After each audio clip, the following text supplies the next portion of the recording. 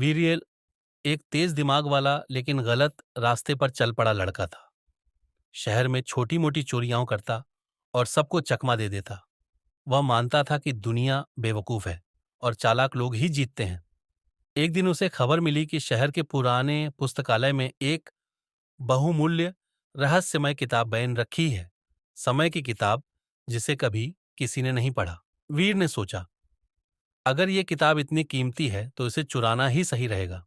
रात को वीर चुपके से पुस्तकालय में घुस गया।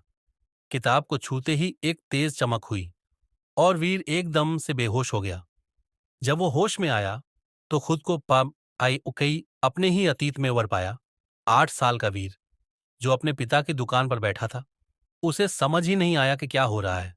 वीर समय के अलग अलग हिस्सों में जाने लगा, कभी अपने बचपन में, कभी उस दिन में जब उसने पहली बार चोरी की थी।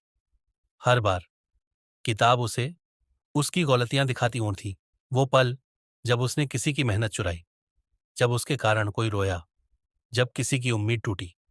आखिरी बार वो एक ऐसे भविष्य में पहुंचा जहां वो अकेला था, बीमार, और कोई उसे याद भी नहीं करता था। किताब ने एक आखिरी वाक्य दिखाया, तुम समय के साथ खेल सकते हो लेकिन उससे जीत नहीं सकते। जो बोओगे वही काटोगे। वीर की आंखों से आंसू बह निकले। अब उसने ठान लिया, वो बदल जाएगा।